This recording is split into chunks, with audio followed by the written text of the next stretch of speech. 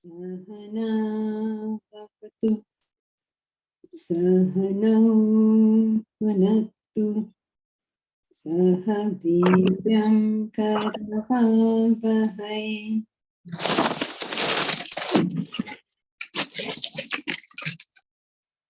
tejasvinavadhitamastu ma vidvishavahai. Om Shanti Shanti Shanti.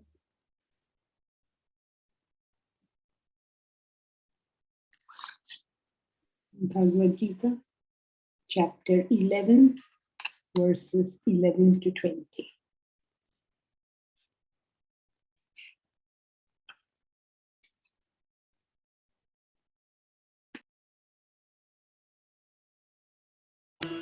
दिव्यमाल्याम्बरधरम् दिव्यगन्धानुलेपनम् सर्वाश्चर्यमयम् देवम् अनन्तम् विश्वतोमुखम् दिवि सूर्यसहस्रस्य भवेद्युगपदुत्थिता यदि भासदृशी सा स्यात् भासस्तस्य महात्मनः तत्रैकस्थम् जगत्कृत्स्नम् प्रविभक्तमनेकधा अपश्यद्देवदेवस्य शरीरे पाण्डवस्तदा ततः स विस्मयाविष्टः हृष्टरोमा धनञ्जयः प्रणम्य शिरसा देवम् कृताञ्जलिरभाषत। अर्जुन उवाच पश्यामि देवांस्तव देवदेहे सर्वांस्तथा भूतविशेषसङ्घान् ब्रह्माणमीशं कमलासनस्थम् ऋषींश्च सर्वानुरगांश्च दिव्यान् अनेकबाहूदरवक्त्रनेत्रम् पश्यामि त्वां सर्वतोऽनन्तरूपम् नान्तं न मध्यं न पुनस्तवादिम् पश्यामि विश्वेश्वर विश्वरूप किरीटिनं गदिनं चक्रिणं च तेजोराशिं सर्वतो दीप्तिमन्तम् पश्यामि त्वां दुर्निरीक्ष्यं समन्तात् दीप्तानलार्कद्युतिमप्रमेयम् त्वमक्षरं परमं वेदितव्यम् त्वमस्य विश्वस्य परं निधानम् त्वमव्ययः शाश्वतधर्मगोप्ता सनातनस्त्वं पुरुषो मतो मे अनादिमध्यान्तमनन्तवीर्यम् अनन्तबाहुं शशिसूर्यनेत्रम्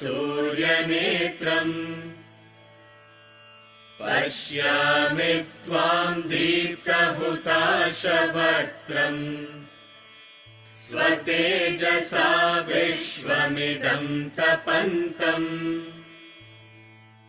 द्यावा पृथिव्योरिदमन्तरं हि व्याप्तं त्वयैकेन दिशश्च सर्वाः दृष्टाद्भुतं रूपमुग्रं तवेदम् लोकत्रयं प्रव्यथितं महात्मन्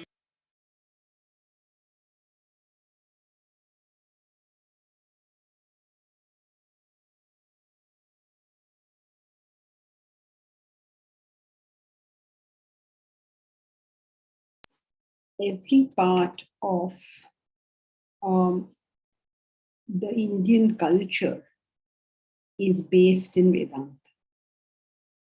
Whether it is our art, our literature, or whatever it is, every single part of it is based in Vedanta, in the facts of life.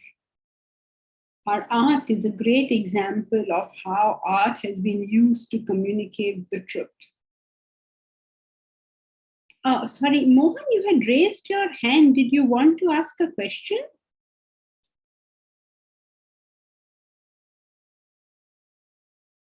Mohan?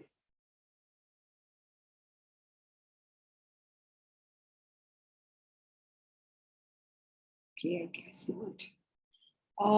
So, every aspect of Indian culture is rooted in Vedanta. By Vedanta, we only mean the facts of life.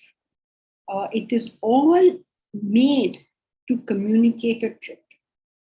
So, our art, whether it's Ramayana, Mahabharata, the epics, or it is the paintings, or it is the sculpture, the iconography.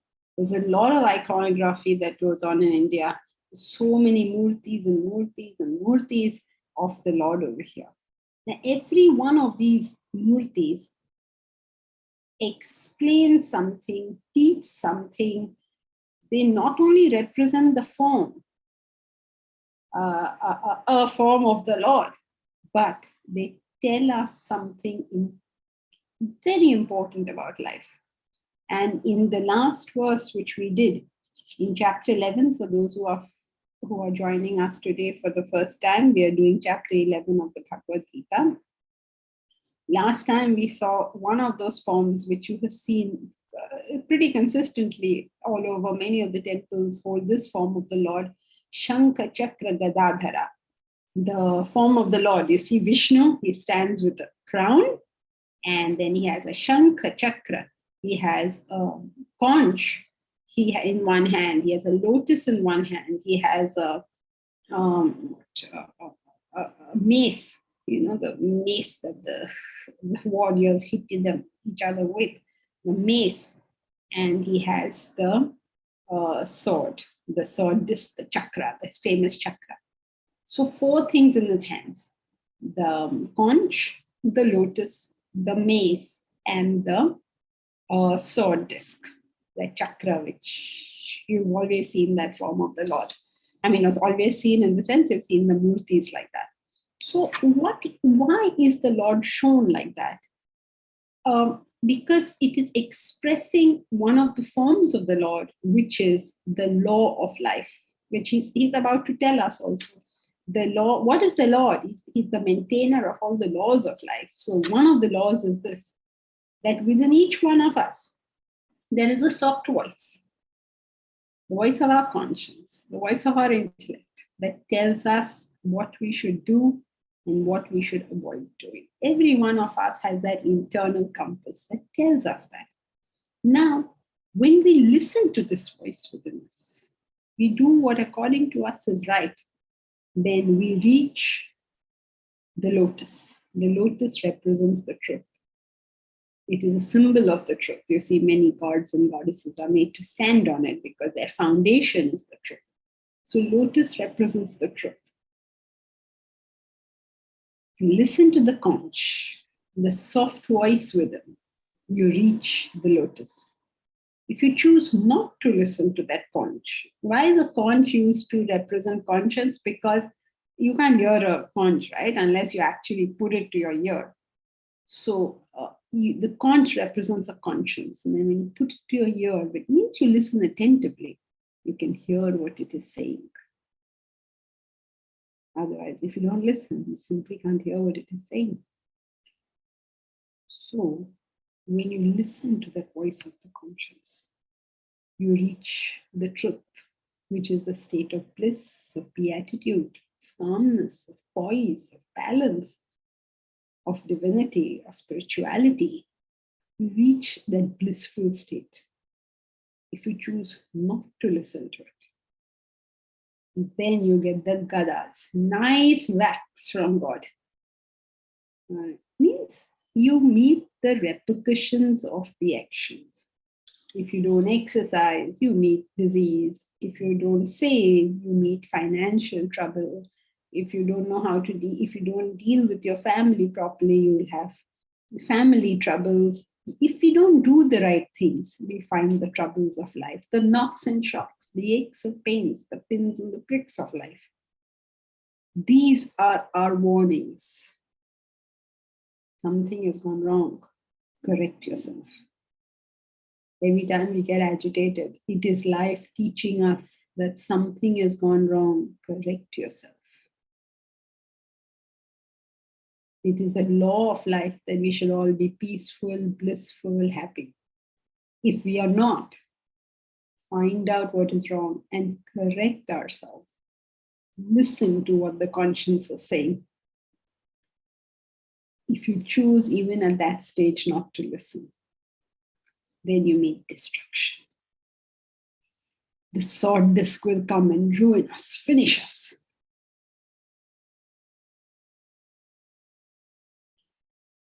At that stage, we meet the unforgiving Lord. At the stage of the Gada, you have a forgiving Lord. You know, you may have noticed across world religions that there are some gods who are very forgiving and loving, like Jesus comes across maybe as very loving and forgiving. And then you have the God of the Old Testament who's always, ready to punish and rain down horrible stuff on the people. These are different stages. When you've gone a little off the track, life is forgiving. But if you've gone way off the track, then it's disaster. And so suppose you have a fight with your partner. Okay, life is forgiving.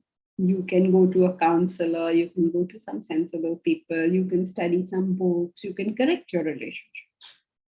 But if you reach the state where now you've gone so crazy that you have to kill your partner, now life will become unforgiving. Now there is no way out for such a person. So depending on where you are, you will either meet a chance to rectify, or sometimes you lose the chance. There was a man who drank and drank and drank. His doctor told him, don't drink. Okay, you can go. I mean, it's not easy to stop drinking like that. You have to go and, go to the clinics and get yourself cleaned properly. You can't just say one day I'll stop drinking. I mean, if you're in that state, you've lost control. So don't even attempt it. You have to go to the centers where they help people do that. So you can go there and rectify yourself. Many people come out well rectified. Some people don't do that. One man, his doctor told him, you have one more glass and you will be dead. He had that one more glass and he died. So we get chances. You get the first chance, listen to the conscience. Don't listen to it. Then you start getting knocked around. Again, there's another chance. Listen, this is a warning. Even that we refuse. Then there is nothing to be done but meet the sword disc. So that is the form he is referring to over here. And he's shown as crowned. Kiritinam. Kiritinam means the one who has got a crown. Why? Because he is the Lord. The laws rule us and he rules the laws. So he is the ultimate Lord. So he's shown his sovereignty is shown by that crown. Kiritinam, Gadinam, Chakrinam cha. So it is reference to this image, to this laws. Tejo Rashim Sarvato Deeptimantam.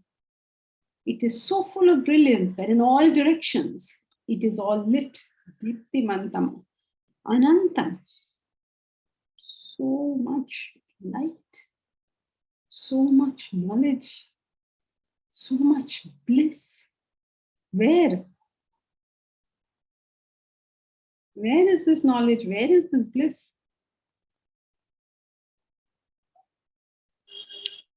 In myself. Very good, Bharat. Within. That lotus is within. It is that conscience that takes you to the lotus within. And you choose not to listen. So you lose the tejo rashim sarvato deepti mantam. When you find that bliss within, when you find the light within, when you find the knowledge within, you find that is actually everywhere. So he says, Anantam Deep, it's all over. Because whatever we are within, we see the same thing outside. If there's a lot of negativity within, we feel this whole world is a terrible place. And if there's divinity within, we feel the whole world is divine. So whatever we are within, we will see that. Pashyami tvam durniriksham. I find it difficult to see you. You cannot superimpose and say, I will see divinity outside until you can't see divinity inside. You can't see divinity outside. So, Pashyami tvam durniriksham. Difficult to see. I see you difficult to see.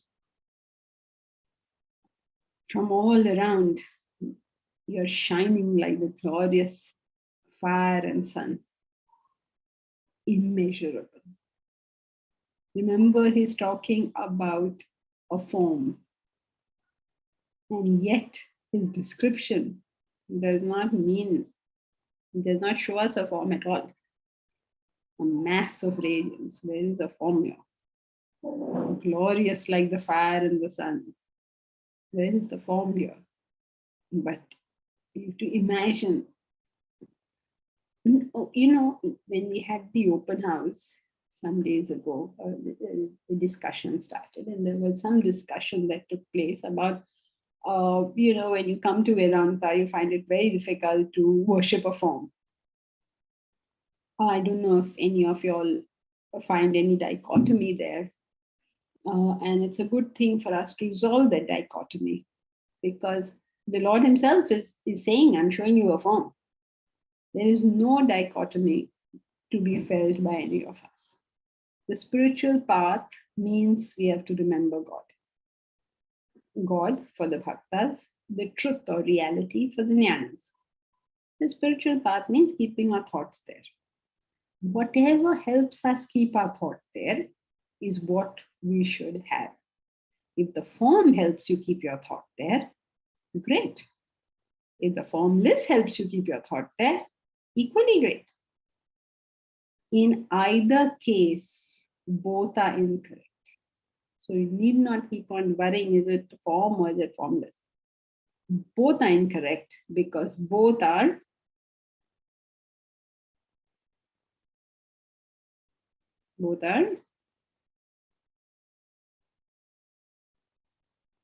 what, you all went to sleep too much? Both are incorrect because Both are pointers. Both are pointers. Both are pointers. That's one way of looking at it. Incomplete. Okay. Both are incomplete. That's another way of looking at it. But the main way is? Are infinite. Okay.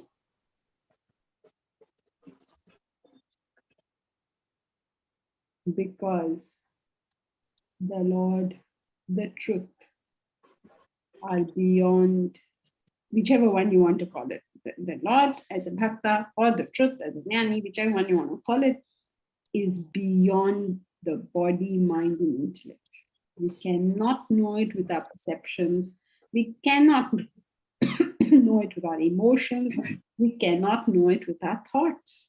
So we have conceived something. We call it form, you call it formless. This is part of our conception. And since it is part of our conception, it has to necessarily be wrong. Therefore, no point wondering, do I like this fairy tale better or that fairy tale better? Whichever works for you, use. It doesn't matter. That is why in India, we do not have any debate and discussion on the nature of God. We never say our God is right and your God is wrong, because we know God is beyond human conception. So what are we fighting over? What is the point? You want to call your God X and I want to call my God Y. X and Y are both wrong. So all that really matters is, can I find the truth within by purifying myself? I cannot find the truth, right? I cannot find the divinity within by being all dirty and messy. That can't be done. So obviously I have to clean myself. So okay, let's clean ourselves. We have to purify ourselves. That is the critical part. Nothing else. Otherwise it will be Durniriksham. I can't see it. Please excuse me for 1 minute.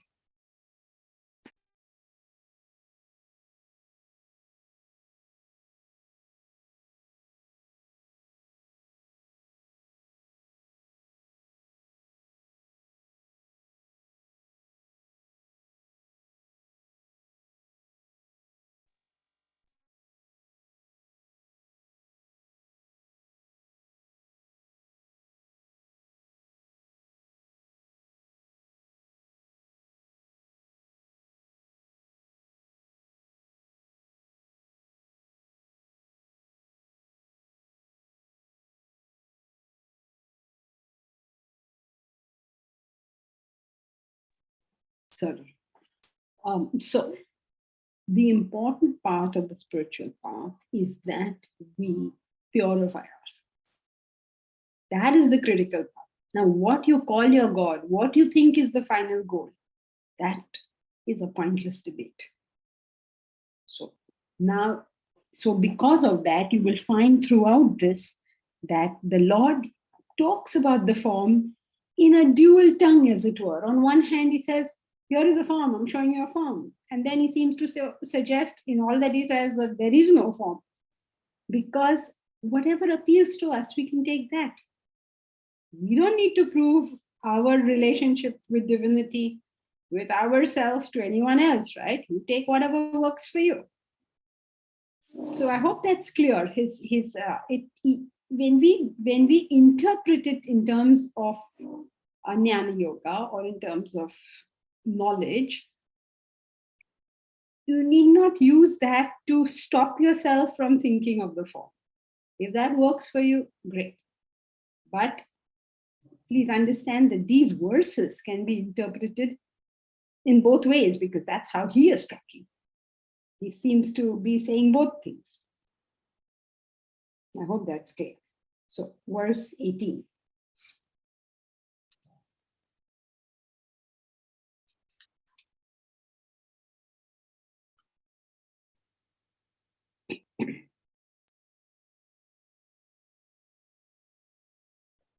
Tvamaksharam paramam veditavyam tvamasya vishwasya param nidhanam tvamavyaya shashvata dharma gopta sanatanastvam purusho mato me tvamaksharam paramam veditavyam Tvamasya vishwasya param nidhanam Tvamavyaya shashvata dharma gopta Sanatanastvam purusho mato me.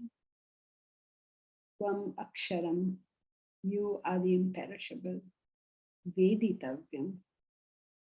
Veditavyam means that which ought to be known. How many of us believe this thing? How many people search Google to find out what should be known? We all have our own idea of what should be known. What should be known? It's a critical question for us, right? None of us have an infinite intellect. So we should know what we should know. Before we start off on this whole education process, this should be our first question. Huh? What is it that I absolutely need to know? What is Paramam Veditavyam? What is that supreme which I ought to know? Now, there are many things that are nice to know. Okay, what is the capital of United States of America? Okay, so you should know that, and it's nice to know. It's nice to know that the largest the largest mammal is the blue whale. Yeah, nice to know. The closest star to us is the, which one?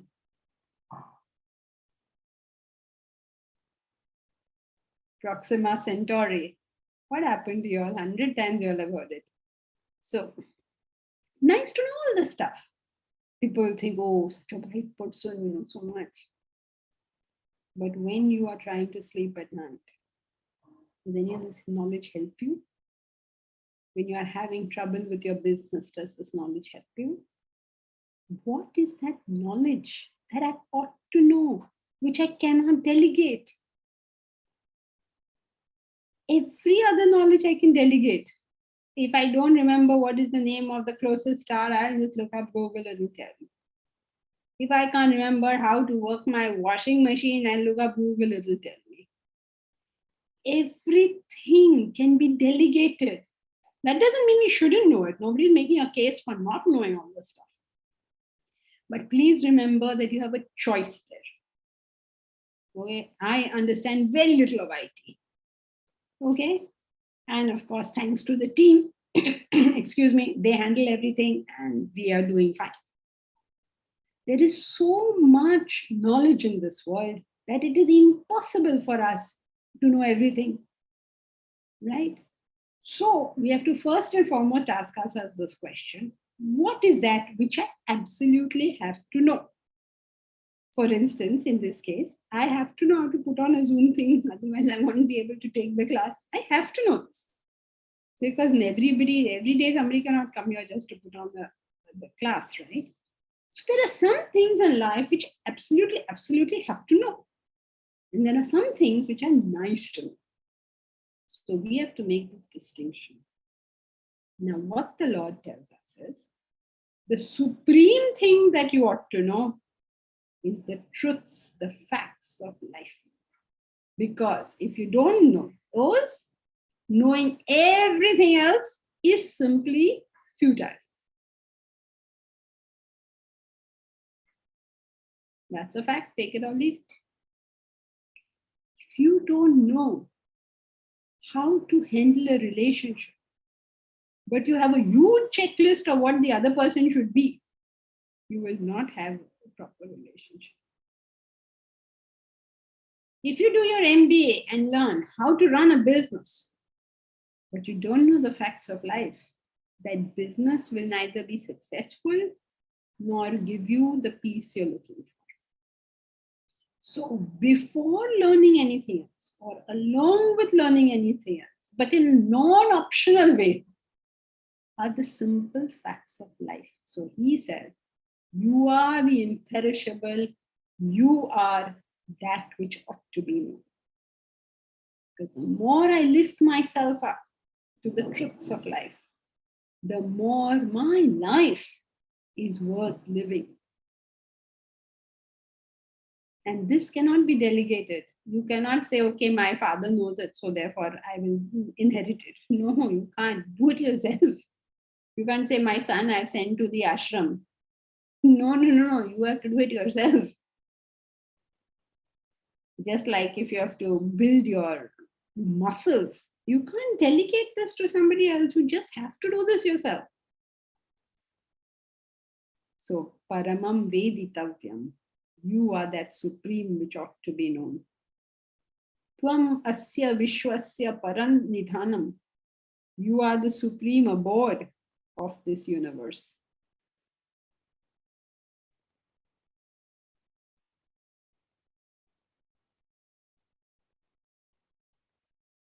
The supreme abode of this universe. What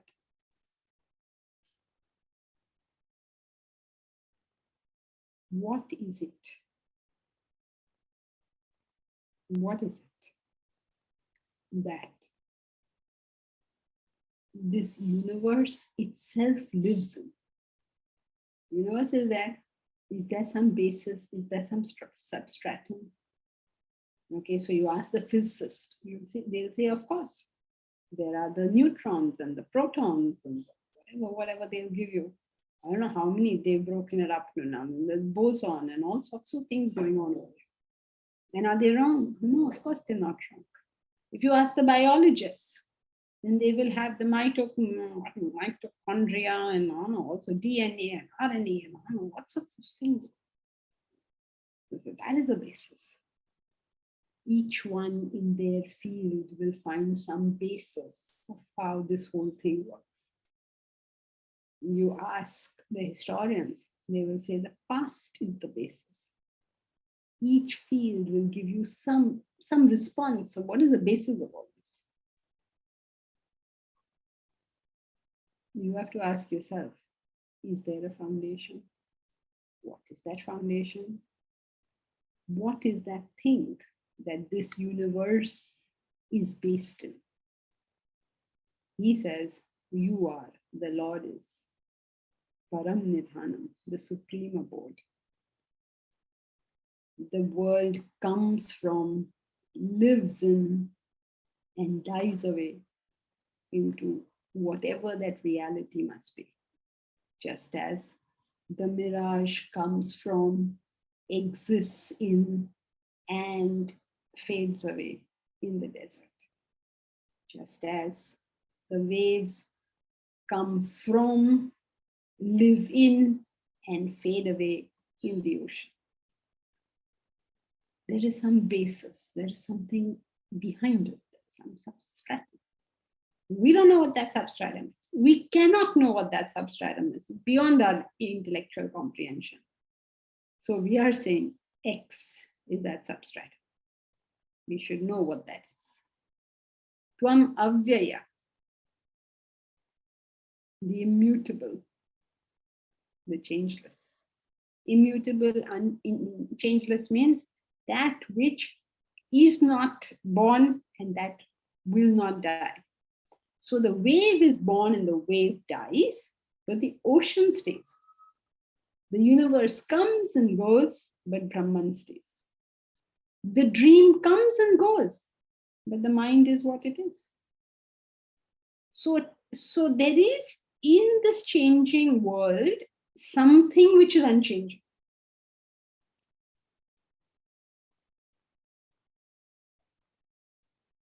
Mathematic problems come and go. But the laws of mathematics are immutable. Buildings are built, buildings fall, but the laws of geometry are immutable. So what is that thing which within all this change continues to be changeless? You are that avyaya. You are that immutable. Shashvata dharma gopta. You are the protector of eternal dharma. Dharma in this means laws. You are the protector of those laws. Remember, he's been talking about the law. He said that he indicated the form which refers to the law. And he says, you are the protector of that law. Remember, he is not the one who executes those laws. The Lord doesn't execute the laws. We are not punished by somebody. We are punished or rewarded not by somebody or something. The punishment or the reward is the action. When you put your hand in the fire, nobody needs to come and punish you. The reward or the punishment is the action. The action itself becomes that reward or punishment. If you save your money, if you invest your money properly, the actions themselves are the rewards or punishment, as the case may be. So there's no external source just coming there and putting something on you. The laws are immutable. And the Lord, maintains those laws, as it were. He is not maintaining anything, but as it were, he is above those laws. Shashvata Dharma Gopta, you are the protector of the Shashvata Dharma. Shashvata Dharma are the facts of life. Shashvata eternal Dharma, laws, you are the maintainer of these laws. The millions of laws that are going on. Law of causation is working all the time as we talk, as we sit, as we work, as we breathe. All the time, cause and effect, cause and effect, cause and effect, going on millions and millions of seconds, millions and millions of results for every millions and millions of actions. You are the maintainer of those laws. Sanatan, you are that ancient Purusha. Mata me, you are regarded by me. So interesting how he says this, Mato me, this is my opinion. This is my opinion means even this is not truth. My opinion. This is regarded by me. So you see over here how it goes about, how he goes around saying things. To call him the Shashvata Dharma Gopta in one sense is correct. And in one sense is not, because the self is simply the enlivening principle. In one sense, you can say that the Tvamasya Vishwasya Param Nidhanam, you are the Param Nidhanam, you are the supreme abode of this universe. And in one sense, what? Can you say that the desert is the abode of the mirage? Mirage means something that is not there. Right? So in a certain sense, you can't say that. Can you say that the snake lives in the rope? That the rope is the abode of the snake? You can't say that. And yet you can say the snake is there because of the rope. So every way you say it, that it leaves some lacuna. There is no way you can say this without leaving a lacuna. In the Upanishad, very interesting, he gives 3 examples, each one trying to remove the lacuna of the previous one. I guess we'll study it when we go there. It's almost like there is nothing you can say in this world which is really the truth. Everything in some way is wrong. Depressing idea, no? Everything you say is wrong. That's why it says you cannot say the truth. It cannot be said. So is this verse clear? I consider you to be the imperishable supreme to be known. You to be the ultimate abode of this universe. You to be the immutable protector of eternal dharma. Dharma means laws. You to be the ancient Purusha. Ancient, you already know, ancient means before time. Time is born. When is time born? At the second instance. Very good. The second experience. Why? Because it's the gap between 2 experiences. But the self is there at the first experience. And hence is said to be before time, said to be ancient. So very nicely they show pictures of God, like a long white beard and all that, indicating ancient, but doesn't mean that he's gone very old now and he needs some, some beauty treatment or something. What it means is he is before the universe. He was there before the first experience. Gandhiji, I have a question. Yeah, okay. More than halfway through the text, Arjuna is still referring to the Lord as you. Could this be a struggle of a bhakta where the bhakta cannot somehow conceive that I am the Lord? I mean, the Lord and me are different. Could it be interpreted that way? No, he's talking to his friend Krishna, no? He's talking but he's still he's still referring to him as you are this, you are that. I mean, you are the Lord. He's not saying anywhere that, I mean, I am also the Lord, which is That is not coming to Arjuna. Arjuna is a karma yogi, firstly, he's not a bhakta. If the bhakta will not be on the battlefield. He is a karma yogi. So he doesn't make any fine distinctions of any kind. Karma yogis don't make any fine distinctions. All fine distinctions are only made by jnana yogis. I mean, but I guess we should stop using this because it seems then that we are sort of dividing the three up. But analytical people, or when a person is being analytical, then he makes these fine divisions. But if he is in action, then he's doing action and he doesn't think of making any fine distinctions and divisions. So as far as Arjuna is concerned, as a warrior, it's all eki bhakti.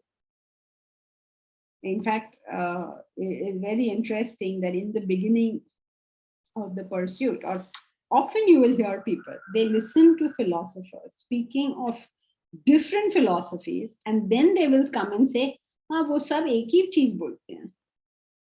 First, I used to be horrified. Somebody has just gone and listened to a philosophy, okay, so we are doing Dvaita, and somebody is doing, we are doing Advaita, somebody is doing Dvaita. They listen to Dvaita, they come to Advaita, they say, हाँ सब एक ही चीज बोलते हैं ना. They don't make any fine distinctions. So that is done by people who, or when people are being analytic. Stop saying people, because now it seems like, that one type who's this and one type who's that. No, we are all like that. There are times where we are analytical, there are times where we are not. But isn't this entire philosophy more towards the Advaita? I mean, the Lord is trying to tell us that we are actually the Lord. I mean, all of us have the same divinity in us, and yet Arjuna's not probably, I get a feeling he's not able to comprehend that. You have in this one sentence covered three philosophies. There is a difference between saying the Lord is us and the Lord is within us. So you see, there is a whole, we don't make all these differences when we are not being, so, and it doesn't matter. You say God is within you, you say God is me, you say God is up there in the skies, it doesn't matter. Okay, these are the three philosophies. Dvaita, Vishishta Advaita, and Advaita. Doesn't matter. All that matters is Your thoughts should be on the Lord. what should be on the Lord. Very good, Bharat. And if you want to keep your thoughts on the Lord, you will have a preliminary step, which is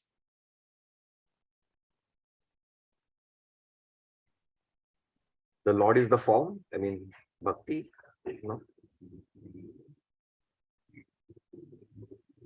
Have a higher goal. okay, you can say that, but you have to go in order. Before you can have your thoughts on the Lord, you have to achieve one thing. What is that? Purification. Recitation. No, nine. Purification. What? Purification. Purification. Yes, correct. Did you say purification? Okay, yes, correct. Purification. You can't leave the Lord in some dirty place, right? You have a dirty mind. How can the Lord stay there? First, purify. Step one is purification. Now, how do we achieve purification? Now, Omkar, you can say. Yeah, I mean, have a goal and work towards it. Yes. I mean, Work a higher goal rather. Yes. Have a higher goal. Have anything higher in mind. So you are thinking less of yourself. In anything, it could be a marriage. Are you thinking about how unhappy my partner is making me? Or are you thinking about how unhappy I am making my partner? It could be in business. Am I thinking of my customers are not not giving me enough money, or not purchasing my goods enough, or they grumble too much, something? Or are you thinking, what am I doing for them? Am I going out of my way for them?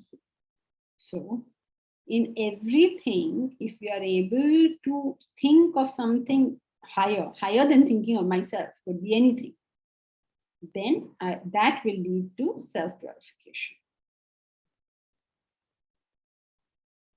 So these are Yes, got it. yeah. Okay. So it doesn't matter what God we think of. What is important is self-glorification, because a purified mind has the ability to think about God. Shivan, she wanted to. Okay, you're okay, Omkar? Yes, yes. Yeah, Thank you so much. okay.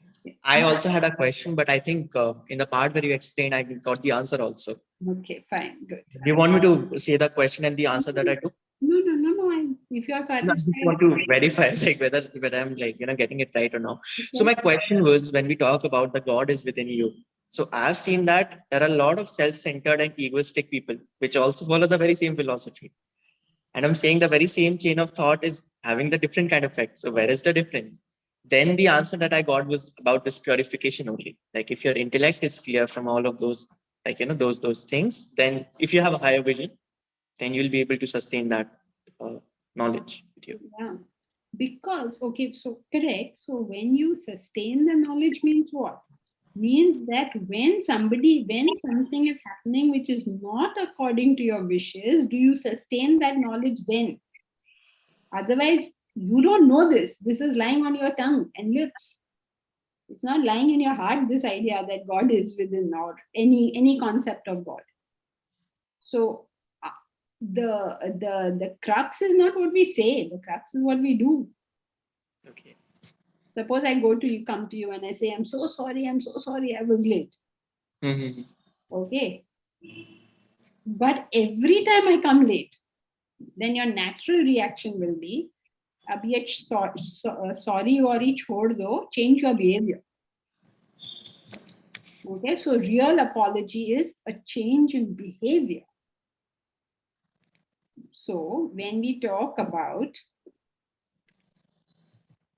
thinking of God as a sustained activity, it implies change of behavior. Change of behavior means change of attitude in behavior. Otherwise, can you imagine that a boy is beating up somebody? So many girls are getting beaten up by their partners. Not only girls, boys also. They get beaten up very badly. And they continue to stay in that relationship. Don't you find that like just amazing? Because they're going by the words and not by the behavior. So the person comes to you, he beats you up, then he says, oh, I'm so sorry, I love you so much. And you say, okay, fine. And then go back to him, and again he beats you up, and you put up with this until one day he actually kills you. And happens both ways. I don't want to say girls and boys, because one of the sad things I'd heard is about when men are being beaten up by their wives, they can't even say it because people will laugh at them. We are a very stupid society. We seem to find fault in the wrong people.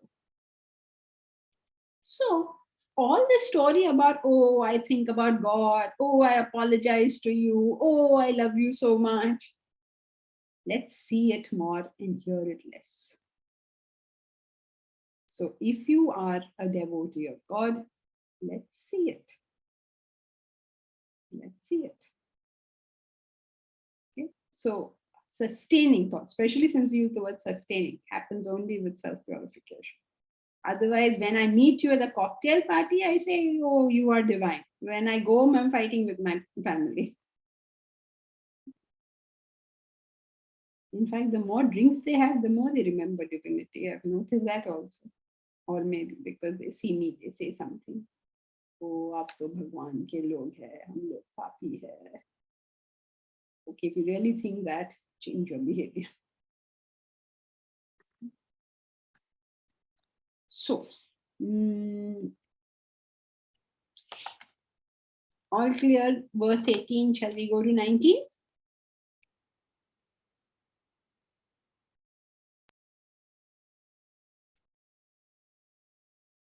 Manadimadhyantamanantaviryam Anantabahum Shashi Surya Netram Pashyami Tvam Deepta Hutashavatram Swatejasa Vishwamidam Tapantam Anadimadhyantamanantaviryam Anantabahum Shashi Surya Netram Pashyami Tvam Deepta Hutashavatram Swatejasa Vishwamidam Tapantam.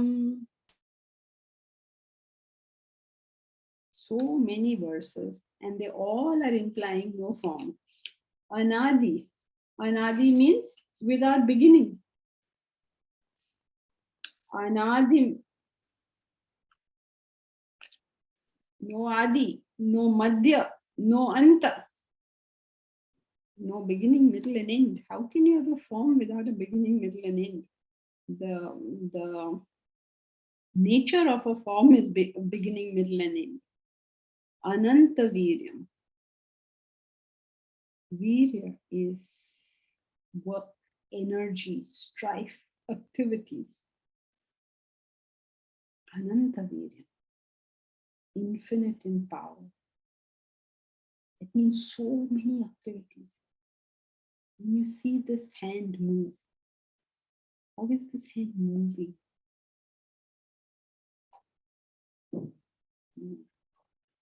By the power of the self. Anantavirya. Every single movement that took place is because of the power of the self. All activities are enlivened by the self. Wherever you see an activity, there is the Lord manifesting. Anantaviryam, infinite in power. Every activity. Can you imagine the earth is going around the sun? And the sun and its solar system is going around the center of our galaxy. Our galaxy is moving around its center, which is the black hole in the center. Can you imagine all this stuff? Anantavirya, infinite power that's backing all this activity. Anantabahum. Anantabahum. Bahu represents activity. Shashi Surya Netram. Often used description of the Lord. Shashi Surya Netram. One eye is sun, one eye is moon. If you think about it, that's really not so pretty, right? One eye is sun, one eye is moon. Doesn't look so nice to me, at least. So what is he referring to? He's referring to all. Often you'll hear the sun and moon and fire because it's referring to light, and light refers to knowledge. So he is that which backs knowledge. Paschami tvam deepta hutashavatram.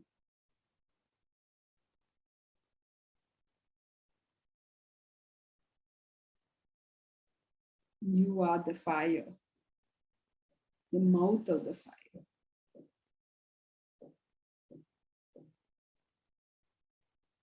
Imagine. Okay, you know fire is considered to be the mouth of the gods, right? Why is it considered to be the mouth of the gods? Because in the huta, you put in the fire, you put the homa, you give your offerings to the Lord to the gods by offering it into the fire. And then fire is supposed to be the messenger to the gods, and your offerings reach the gods. That is the belief. Not only in India, it's part of Greek mythology also, that you have to give it to fire and fire god takes it to the gods. So mouth is fire. Now, this is not only in mythology or these traditional stories, but also in common parlance today. Can you think of how it is in common parlance today?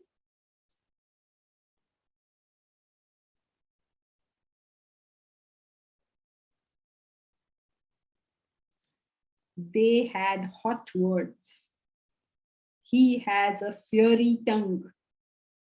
It is still in common parlance today. We still talk like that. Even in English, we talk like that. So fire is associated with the offerings to the Lord, as the mouth of the gods. So he says, the shining fire is your mouth.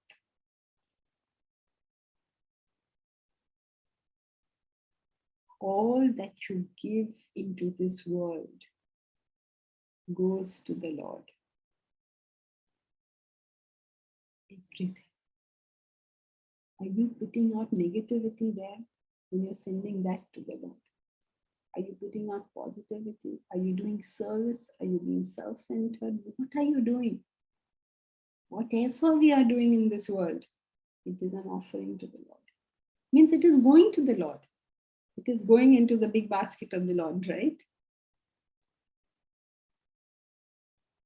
Is that what you want to give as your offering to God? When we go to the temple, we take the very best things, as if the Lord is in the temple and is not right here with me right now as we have this conversation.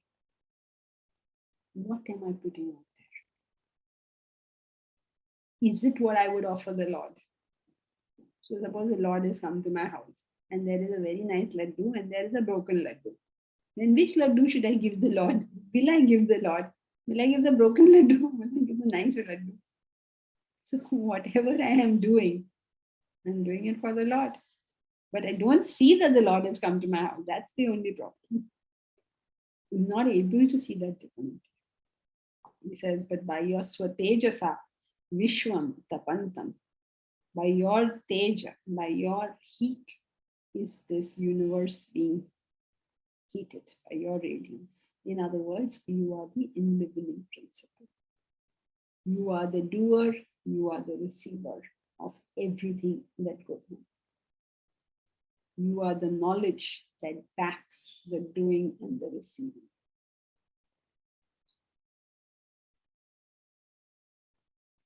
I mean, these kind of verses have got so much meaning if you stop and you look at them properly. And also, they work the other way also. Just read them and they're very inspiring. I see you without beginning, middle, or end, infinite in power, with endless arms, the sun and moon as your eyes, shining fire as your mouth, heating this universe with your radiance. You are that enlivening principle that backs everything that happens here. You are the receiver of all I do. You are the doer of all I do. You are whatever were the thoughts that made me do whatever I was doing. The knowledge that makes me do the right things. And the knowledge that makes me do the wrong things. Means knowledge in the sense, the word abhava means the decrease in knowledge, less knowledge, but it's always knowledge. Less knowledge makes us do wrong things, and more knowledge makes us do more right things.